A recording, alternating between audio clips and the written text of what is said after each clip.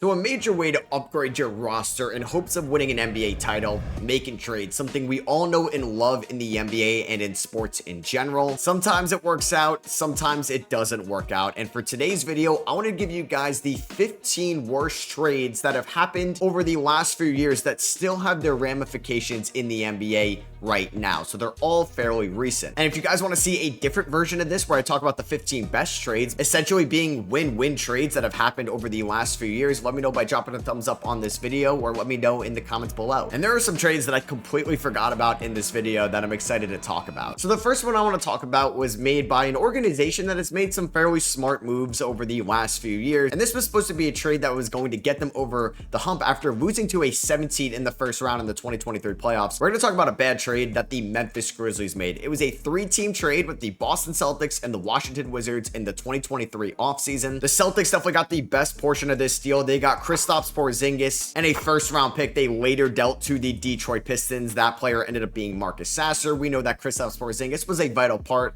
of their 2024 championship roster, and the Celtics also got a 2024 first-round pick in this deal as well that they sent out to the Portland Trail Blazers later on in the Jrue Holiday deal. The Memphis Grizzlies gave up 2 first-round picks and Tyus Jones to get Marcus Smart, a recent Defensive Player of the Year winner in Boston, and the Washington Wizards got Tyus Jones, Danilo Gallinari, Mike Muscala, and a second-round pick ended up being Julian Phillips, and they sent that to the Chicago Bulls. And the Marcus Smart tenure in Memphis was an absolute disaster. Marcus Smart won the 2022 NBA Defensive Player of the Year award, something we don't normally see go to guards in the NBA, and he was a fan favorite during his 9 years in Boston. He was one of the first main acquisitions after they traded away franchise legends like Kevin Garnett and Paul Pierce to the Brooklyn Nets, and was part of those quote-unquote rebuilding teams in Boston, and then they got the Jays over the course of time. But the 2 years in Memphis were not the player that the Grizzlies were hoping to get. He ended up playing just 39 games for them in the 2024 and half of the 2025 season. He averaged 11.5 points,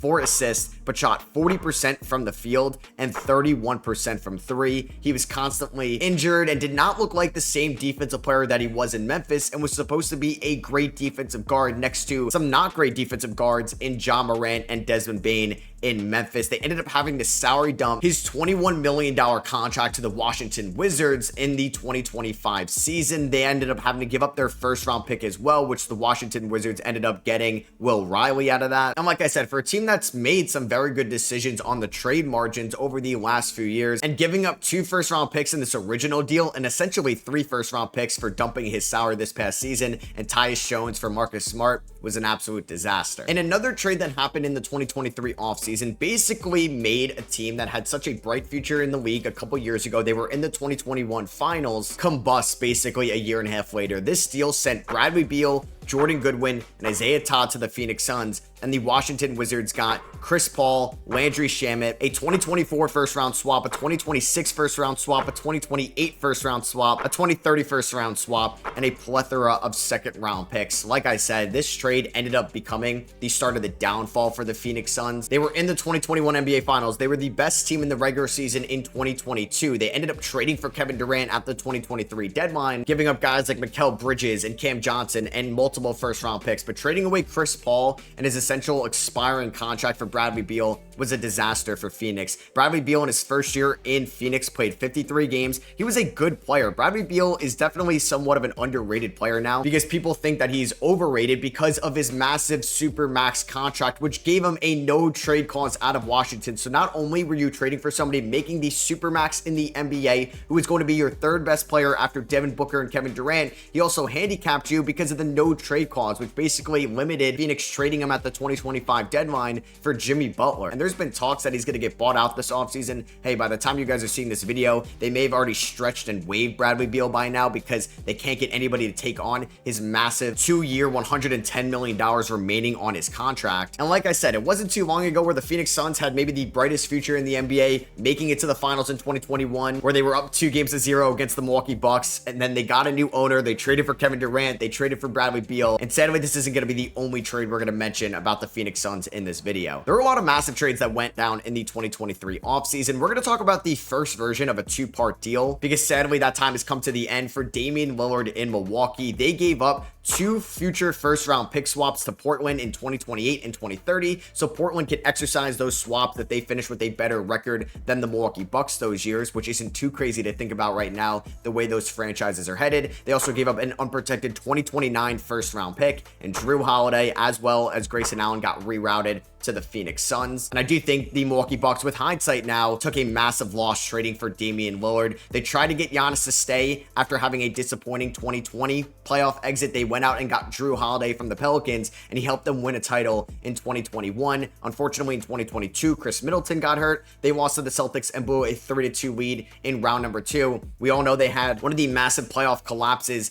in 2023, where they ended up losing in 5 games to the 8-seeded Miami Heat. So they went out and traded for Damian Lillard. We thought Dame and Giannis was going to be one of the best two-man games we were going to see this decade, and it was the opposite of that. Damian Lillard did average 24 points. He shot 42% from the field in 73 games for the Bucks in 2024, but he got hurt towards the end of the year and was banged up against the Pacers in round number 1 that season, but they didn't have Giannis either, unfortunately, so they lost to the Indiana Pacers in round number 1. And in 2025, we saw teams around them get better in the Eastern Conference. They weren't really the most formidable Eastern Conference team. They fired Adrian Griffin a year ago. Dame was out with a blood clot towards the end of the season, and we all know that he unfortunately tore his Achilles in round number 1 against the Indiana Pacers. And Dame's massive 2-year extension that he signed with the Portland Trailblazers a few off seasons ago was fully kicking in this offseason, where he was going to be making over $100 million over the next 2 seasons. But since Dame was most likely going to miss most, if not all, of the 2026 season, the Bucks waived and stretched him so they can go out and get Miles Turner this offseason, who can at least help the Bucks keep Giannis happy in the 2026 season. So they got nothing in return for Damian Lillard. He's going to be on their cap sheet for the next 5 years, making $20 million. And they were no better off after having Jrue Holiday on your team. And they also still have 3 future first-round picks, 2 swaps, and an unprotected pick that are still in possession of the Portland Trailblazers going forward. We all look at the San Antonio Spurs as a well-ran organization. Now, they did get lucky getting Victor Wembanyama in the 2023 draft, but a trade they made at the 2022 deadline when they were not going anywhere at that moment, they traded away one of the best role players in the league, maybe a little bit too early. They sent Derek White to the Boston Celtics in exchange for Romeo Langford, a failed lottery pick, Josh Richardson, and a future first-round pick in 2022, which ended up being Blake Wesley. We know he was recently traded for essentially nothing to the Washington Wizards recently, and a 2028 first-round pick swap that, hey, maybe could be something, but I do expect the Boston Celtics to be still a good team in 2028. And yeah, the Boston Celtics got Derek White, who was even more of a vital piece than Kristaps Porzingis on their 2024 title team. He ended up averaging 15 points for the Celtics that season. He was on an all-defensive second team. He was an all-defensive second team member in 2023, even hit that sick game winner against the Heat to keep their season alive in the conference finals. And he was great for them again in 2025, 38% from 3, 16 points. And it feels like San Antonio didn't get nearly enough back for Derek White in return, but you can always play the domino effect, right? The butterfly effect that maybe if they don't make this trade, they don't become even worse in 2023 to get lucky enough to get Victor Wembanyama. Next up, I want to talk about 2 trades the Phoenix Suns made involving just draft capital. No players were involved in these deals. I'm going to go back to the 2023 offseason where I already mentioned that they gave up future pick swaps to the Washington Wizards in the Bradley Beal trade. But hey, Washington wasn't expected to be good after the Bradley Beal trade, so at worst, you were always going to get your first-round pick back. Well, another trade they made in the 2023 offseason was to trade their unprotected pick swap that they made with Washington to Orlando. So now Orlando can swap their pick with the worst version of the Suns or Wizards pick. And Phoenix got back a 2024 second-round pick, a 2026 second-round pick, and a 2028 second-round pick. And at the time, Phoenix probably thought they were going to always be picking in the end part of the first round. So why not trade the 27th pick in the 2026 draft for 3 future second-round picks that could end up being somewhat decent? But it didn't work out that way. This trade has not aged very well for the Phoenix Suns because giving out that swap basically eliminated the chance of either having their first-round pick or Washington's first-round pick in the 2026 draft, a loaded 2026 class. So essentially, if Washington was picking 5,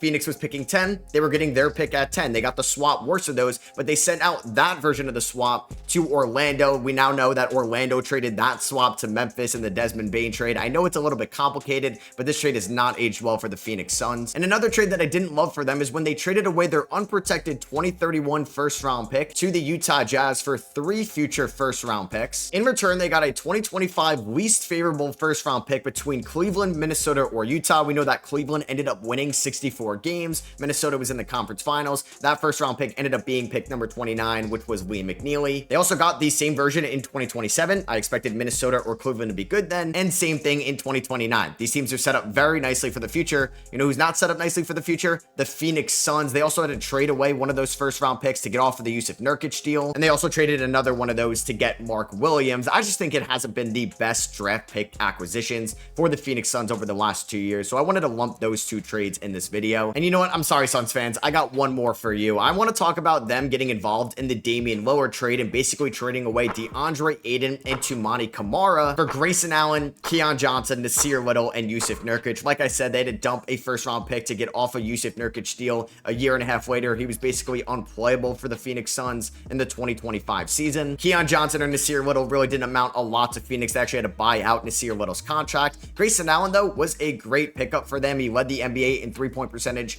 in 2024, but they gave him a $70 million contract extension, which right now doesn't look like the best extension in the world. And when you had guys like Devin Booker and Bradley Beal, there really wasn't a need for Grayson Allen at that price point. DeAndre Ayton was probably better than Yusuf Nurkic, but I kind of look at that as a wash right now. It's just giving up Toumani Camara under his second round pick contract. When you were pretty much giving out 90% of your cap space to Kevin Durant, Bradley Beal, and Devin Booker, having somebody as good of a defender as Toumani Camara basically making 1% of your cap space would have been such a big help for Phoenix in the 2024 and 2025 seasons. And my next 2 trades involve the same player. In the 2022 offseason, the Atlanta Hawks ended up trading away 3 first-round picks and a pick swap and Danilo Gallinari in exchange for Dejounte Murray and Jock Landale. Now, that 2023 first-round pick that they gave up in that trade was from Charlotte. That turned into a 2024, 2025 first-round pick because of the protections. San Antonio was actually able to use that in a trade that we'll get to in a little bit, but they got their 2025 first-round pick from Atlanta. That ended up being Carter Bryant, who's looked great in Summer League so far. They had the right to swap picks with them in 2026, and then they also have the Hawks 2027 first-round pick, and the Atlanta Hawks bought high on Dejounte Murray's value. After the 2022 season, he was an all-star for the San Antonio Spurs. He averaged 21 points, 9 assists, 8 rebounds. He had a bunch of triple-doubles that season, 2 steals a night, led the NBA, shot 46% from the field. His numbers didn't change too much when he got to Atlanta, but it was just not a great fit with Trae Young in that backcourt. Dejounte Murray went backwards defensively, and he was supposed to be somebody that was going to complement Trae Young on that end of the floor. But it's okay, though, because a team bailed them out in the 2024 offseason 2 years later, and that was the New Orleans Pelicans, where the Pelicans wanted Dejounte Murray after Atlanta was trying to get off for that contract. They even tried trading him to the Lakers at the 2024 deadline, and the Pelicans gave Atlanta Tyson Daniels, who they sold low on. We know he won Most Improved in 2025, was one of the best defenders in the NBA as well, led the NBA in steals. EJ Liddell, Larry Nance Jr., Cody Zeller were also all included in this trade. A 2025 first-round pick from the Lakers. That pick was number 22 that the Hawks later used to get Kristaps Porzingis in the 2025 offseason, and they also gave up a 2027 first-round pick,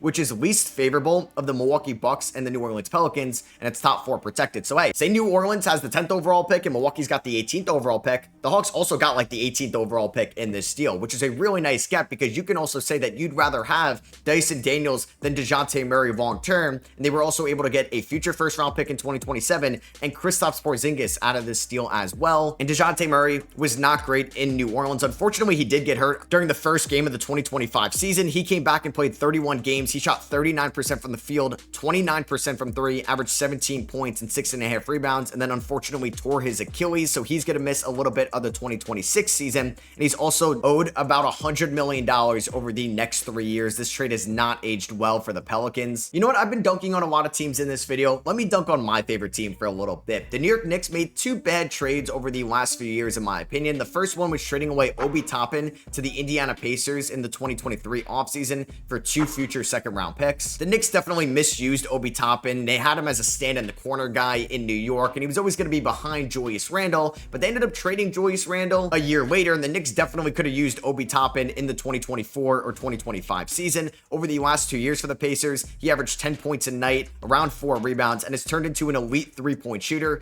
40% for the Pacers in 2024, 37% from 3 for the Pacers in 2025 and was also a big part of them making it to the NBA Finals in 2025. Where in the finals, he averaged 11 points, 5 rebounds, shot 45% from the field and 36% from three. We know that he's a great athlete as well and is a great 8th, 9th man in your rotation, and the Knicks gave him up for just 2 second-rounders. And then another trade that I didn't really love that the Knicks made, I was interested about it at the time, and it's somebody they definitely sold low on as well, and that is Quinn Grimes. Now, I could also include 2 other Quinn Grimes trades in this video, and I'll give them a brief mention after this. The Knicks at the 2024 deadline ended up trading away Ryan Arcidiacono, Malachi Flynn, Evan Fournier, cash to the Detroit Pistons for Bojan Bogdanovic and Alec Burks, and Quinn Grimes was the main piece going to the Detroit Pistons. Quinn Grimes ended up having his worst year with the Knicks in 2024, averaged 7 points. Tibbs did not really want to rely on him in the rotation, and if he didn't shoot well when he got into the game, Tibbs would quickly pull the plug on him. And Grimes wasn't great in Detroit by any means, but Bojan Bogdanovic wasn't really the best Knick in the world. He ended up shooting 43% from the field, 37% from three. He had some moments against the Sixers in round number 1, but got hurt in the playoffs as well and didn't finish out the Pacers series. But at least the Knicks were able to use his matching salary to get Mikal Bridges in the 2024 offseason, but they could have just done the same with Evan Fournier. And then, yeah, to briefly mention the other 2 Quinn Grimes trades, the Pistons in the 2024 offseason traded away Quinn Grimes to the Dallas Mavericks for Tim Hardaway Jr., a 2025 second rounder, and 2 2028 second rounders. They also sold low on Quinn Grimes, in my opinion. They probably could have got Tim Hardaway Jr. without giving up Quinn Grimes, given how Dallas viewed him at the end of the 2024 season. And yeah, shout out to Nico Harrison at the 2025 deadline, where he traded away Quinn Grimes and a second round pick for Caleb Martin. Yeah, I'd rather have Quinn Grimes right now than Caleb Martin in Dallas. A lot of bad trades in the 2023 offseason. One was made by Nico Harrison and the Dallas Mavericks before you probably knew his name, and that's when he ended up getting Grant Williams in a sign and trade deal that involved the Boston Celtics and the San Antonio Spurs, and they gave up a 2030 first round unprotected pick swap to San Antonio so they could take on Reggie Bullock and they can absorb Grant Williams' contract, who did not work out well in Dallas. He only ended up playing 47 games for them. He shot 41% from the field. He averaged around 8 points a night, and they had to attach another first round pick to get off his deal to acquire PJ Washington at the 2024 deadline, which is a very good trade in its own right. But the fact that you got to lump in that 2030 unprotected swap now that they don't have Luka Doncic, this trade did not age well for Dallas. My next trade I want to talk about, the Sacramento Kings. They were such a fun team to watch in 2023. The light the beam season, they were the 3 seed and they were a game 7 away from winning a playoff series for the first time in 2 decades. And it's all come crashing down since. They fired Mike Brown, they fired Monty McNair, and Darren Fox hinted that he was not going to sign an extension after the 2026 season with them. So the San Antonio Spurs acquired Darren Fox for, my opinion, pennies on the dollar. The Kings received Zach LaVine, who's probably an untradeable contract right now. He's a good player, yes, but he's not the player of De'Aaron Fox, especially on that deal. They got Sidy Cissoko in this deal. They have a 2025 first round pick from the Hornets, but that was lottery protected, so that turned into second rounders.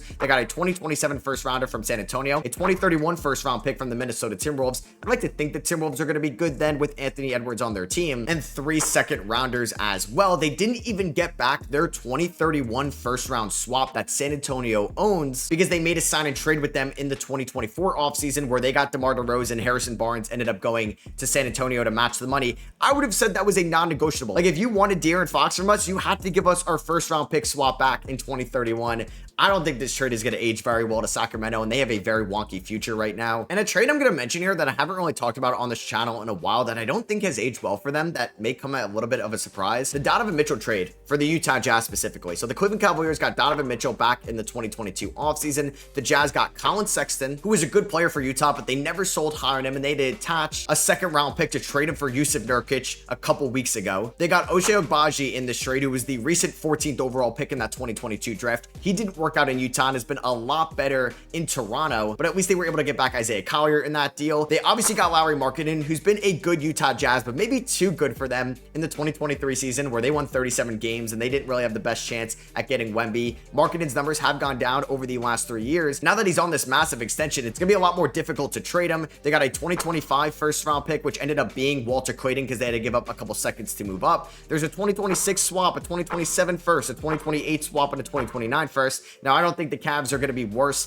than the Utah Jazz in 2026 or 2028, so those swaps are just not going to happen. And if the Cavs keep this core, they're going to be pretty good in 2027, probably going to be pretty good in 2029. It was not a bad return for the Utah Jazz, I don't think they've just capitalized on this, in my opinion, because they're kind of in the same place they were after they made this trade 3 years ago. And then I didn't really want to give it its own designated spot. I talked about it so much, but I want to mention the Luka Doncic trade with the Dallas Mavericks and the LA Lakers. We talked about this so much, right? Like, what was Nico Harrison doing, who traded a 25-year-old global superstar for Anthony Davis, who doesn't have the best track record of staying healthy? Now they got Max Christie, a future first rounder in this trade. And yeah, you could play the domino effect with me here that if they didn't make that trade, they're not getting Cooper Flag. So yeah, I guess we all saw the vision, Nico Harrison. And that's gonna be it for me. I hope you guys did enjoy this video. Let me know what you agree with or disagree with down below. And like I said, if you do want to see a version where I talk about the 15 best win-win trades in the NBA right now, let me know by dropping a thumbs up. Hit that subscribe button if you're not already. Check out my Instagram, TikTok, and Twitter links down below. I'll catch you guys in the next one. Peace.